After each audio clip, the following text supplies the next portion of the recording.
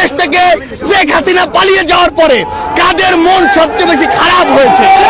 তখন কিভাবে আমাদের এই মাদ্রাসার ভাইরা ওই মন্দিরে গিয়ে পাহারা দিয়েছে, কিভাবে 5ই আগস্ট রাতে সারা রাত ওই মন্দির পাহারা দিয়ে সকালে ফজরের নামাজ তার সামনে রাস্তায় পড়েছে।